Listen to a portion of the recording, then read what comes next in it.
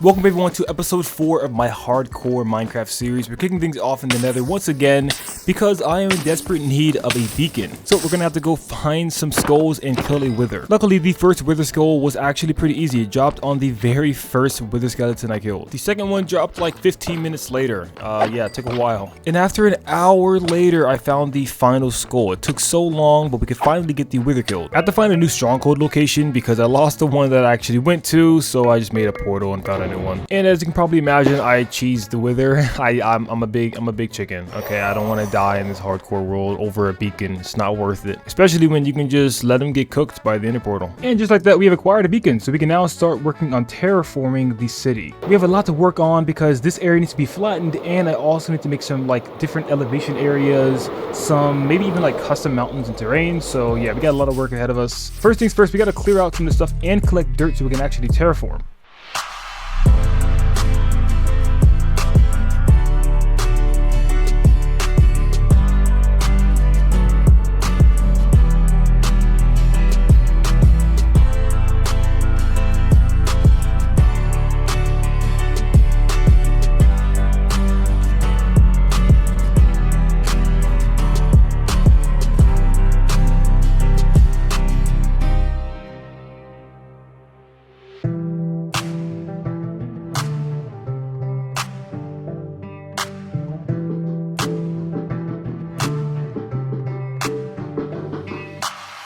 Yeah, we added some streetlights, or not streetlights, but traffic lights here. We did add an actual streetlight right here. We have to make a lot more. I kind of already like went ahead and placed the actual anvils in the spots that they're going to be at. So they're going to be like 31 blocks spaced apart, but they're kind of going to be alternating, kind of like a zigzag, kind of like zigzagging down the road. That's usually how they are in real life. Yeah, I'm trying to make the city as realistic as possible. We got the actual like, you know, traffic lights up there. This intersection is looking pretty cool right now. I do have to add a little bit more detail to the intersection because there is some things that's missing. Obviously we need cars on the road. We got to add the actual red, green, and yellow lights here. And yeah, we got to add some more organics, some more, you know, leaves, trees, things like that. I'm gonna tell you guys right now, I'm gonna put you on some game real quick if you guys are interested in building cities. I feel like one of the most important things when it comes to building cities is nature, like trees, bushes, grass. I feel like it just really brings things together. For example, from like this angle right here, if I was to turn my FOV down and take like a bit of a, you know, a shot of this building right here, the simple fact that we have these, you know, sort of like trees that are here makes it just better. I don't know how to explain it. It makes it seem like the building's not as close as it actually is because it gives it something to compare to. So it adds more depth to your buildings when you have things like that, especially when you're walking around on the street, right? So if you're like on the street walking, or not the street, but the sidewalk, and sort of having an angle from there, like here, for example, it feels like that factory is kind of further, you know, it's pushed back onto that property. It's not like where I could get to there really easily. And then obviously we have a truck here, which we built to kind of add even more depth, make it feel like, you know, things are going on around here. I even had like a little campfire to make it seem like the smoke's coming out of the exhaust. But this still isn't finished because all of this is just completely plain. We got to finish the windows and actually like designing this building. It's actually not done at all. It's very plain. It's like a rough draft blueprint of a wood, you know, factory. We got to finish the rest. And then we got this big giant tree over here because I did not know what to do with this plot of land. So I figured we'd add some more nature. Once again, not done. We have a lot of plain land here. I'm going to add some coarse dirt, more organics, maybe some like rocks, maybe some water. You know, some nice things over there. But so far, I'm really liking the way things are looking. Like I said, this is like super under detailed. And then all of this we have to play around with. Oh yeah, I forgot to mention, we have like a bit of a back like parking lot to the wood factory. So we got to add some like trucks back here, some you know, I guess people that it looks like they're like working with wood and whatnot, carpenters and contractors and things like that. And then of course this part is kind of an eyesore. I can't lie, it's a bit of an eyesore. Once we actually make the cliffside, this is gonna look so much better, especially with the road being on top of the cliffside. We're gonna add another street, probably like just a regular 1-lane 2-directional street. So this right here, I believe, is a 2-lane 2-directional. We're gonna have it skinnier than this, probably around this size actually, maybe like 9 blocks wide, guys. I think this is 7 blocks wide, so 9 block wide road, kind of wrapping around this road or this mountain here. And we might even add a bit of a fork right here. I know this is probably kind of confusing to explain like this, but we might add like a fork right here in the road that's like elevated, so it's gonna be like up here, and it's gonna split. One's gonna split off to the left going up to that direction, and then one is going to split off to the right, curving kind of like around those traffic lights right there. So it's gonna go all the way up over this road, curving around these traffic lights like that way, because we have a lot more stuff to do over there in the city.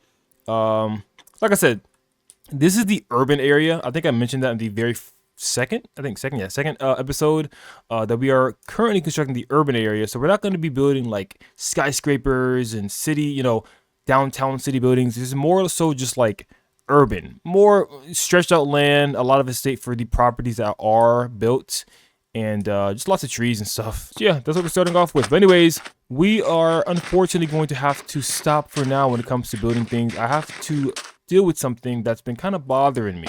And that's the fact that we don't really have much sugarcane at all, and we don't have much food at all. I've been just eating regular carrots. So we're gonna have to build ourselves a nice sugarcane farm and a bit of a, I guess, golden carrot farm would be pretty good.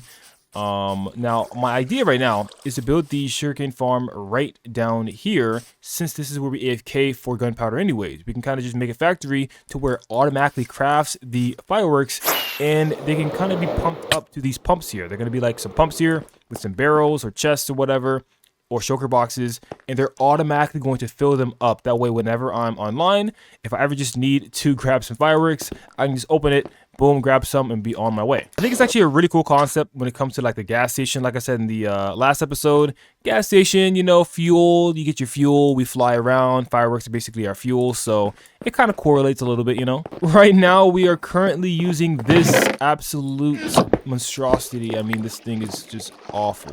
It's not bad, but it's just not gonna cut it. It's just simply not gonna cut it. I need a lot more than this. So what I'm thinking right now is we're going to just clear up the bottom of here and just build a pretty big sugarcane farm. I'm not exactly sure what design I'm going to go with for this video, but once I do decide it, I will actually add a link in the description, because I am not going to design this myself. I'm probably going to use a tutorial. So you know what that means? More digging. Yay.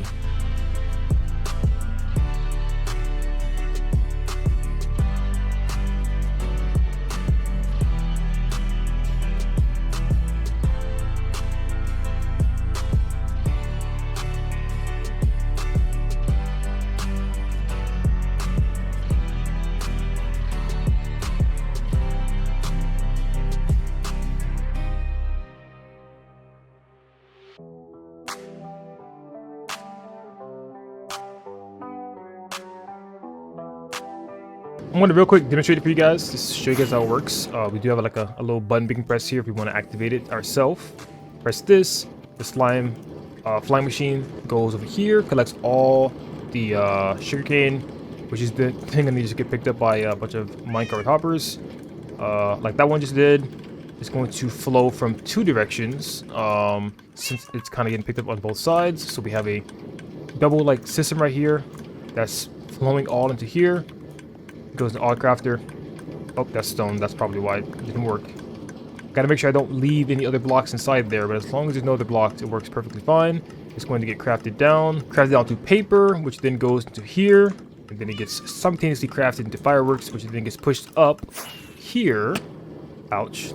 It should make its way, yep, right on down this water stream, down to the pump. And I think this is going to push it all through. Let's see. Yep, going up. I don't see any in here. Yeah, it's making its way though. Yep, there it all is. All the fireworks getting all collected up in the barrel. Love to see it. You love to see it. So now you guys basically can see we are fully done. Like if we AFK up here, all we gotta do is AFK up here, and I'm probably gonna come back to an insane amount of firework rockets.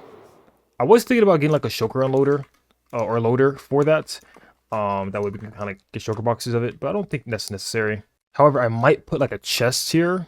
That way it can store more, because I'm pretty sure these jobbers are gonna get full really fast. I'm probably gonna add like an overflow protection thing to where when this gets full, it's gonna automatically just fill up the next pump. So I might just have like all the pumps get filled up. That would be actually really cool. But fly down here in free cam mode, everything should still be operating, even though we are pretty high up in the sky. So now we should get creepers Oh, actually, maybe not, because I forgot to fix that hole right there. Oh, there's a zombie down here. That's good to know that I fill that spot in. Alrighty guys, that's going to call it for today's video. Sadly, I'm out of time on this one. I would really like to do more, but I want to try to be as consistent on the channel as possible. There's so much more we're going to be doing in the future, so make sure you guys stay tuned if you guys do like modern cities, especially hardcore survival ones. In the next video, I'm probably going to do some decorating in the gas area, actually getting the gas station fully done. But that's not going to be the main premise of the next video. That's probably going to be like a little bit of side quest sort of thing. Also, we got to start getting some more vehicles in the city. I do want to say that I did kind of think of a name. We've been doing all this. We don't even have a name for the city. Right now, it's just like nothing land. We don't even know what this place is. So I think I've come with the name, and that is Pinecrest City. Now, right now we are in a valley. So this is going to be like the valley area. And then like once we get to the more inner city part, we'll just call it Pinecrest City. Not gonna lie, I had a hard time thinking of a name, so I just used ChatGPT, and I think I like Pinecrest City. I like pine trees. I like the name. It's a clean, simple name. I think it suits this area quite nicely. Well, with that being said, I will see you guys in the next video. Peace, love, and understanding always.